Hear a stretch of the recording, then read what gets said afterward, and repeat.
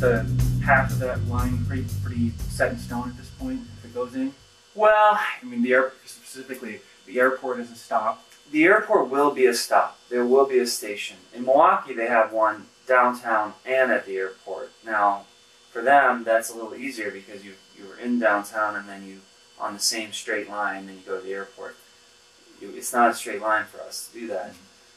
So it is possible that we could have two stations where the trains that are dead ending in Madison going back, because there's going to be a mixture of trains that both just dead end and those that would eventually continue on.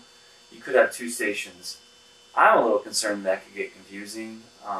Which station am I supposed to be at? Am I supposed to be at the downtown one, at the airport one? I think that perhaps a better solution would be to have a strong commuter rail, which would be essentially the frequency would be more like light rail connecting the airport to downtown campus, so that you do terminate at the airport, and if you need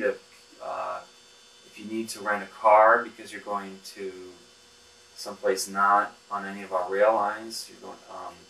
A lot of people will want to do that, but if you want to just go to campus or to a convention or to the Capitol, you'd have a very fast, reliable, easy to understand link to that. Mm-hmm. So those things are still a little bit up in the air. What's not up in the air is that I think we'll see construction on that route soon. Great. So that's what you want to do. I think our goal is just to have the station up and finished before the train pulls up.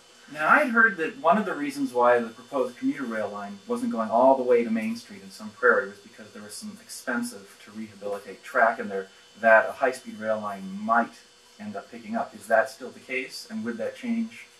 Yes, I think if we have high-speed rail and those crossings and the track improvements are made, it becomes much, much easier to extend out to downtown Sun Prairie.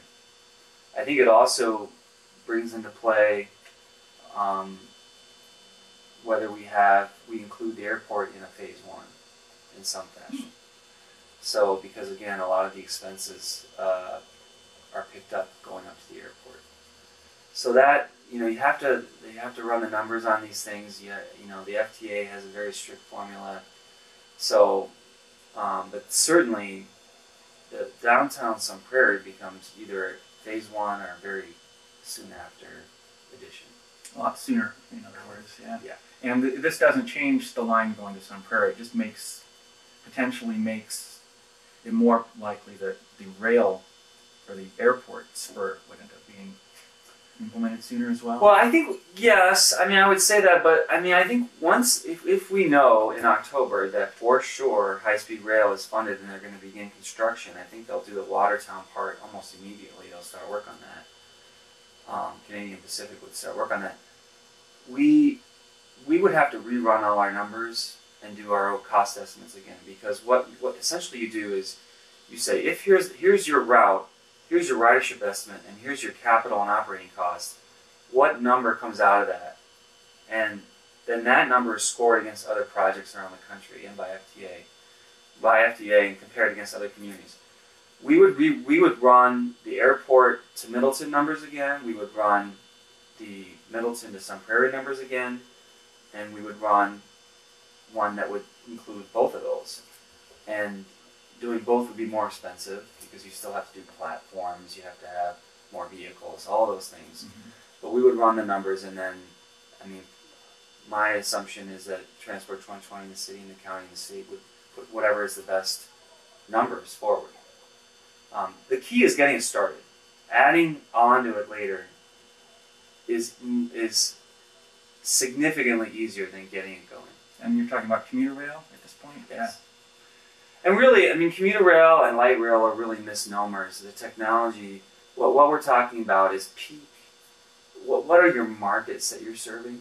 What we try to do is serve two markets. One is the commuters coming in from using University, I like to think of it as using University Avenue and using East Washington.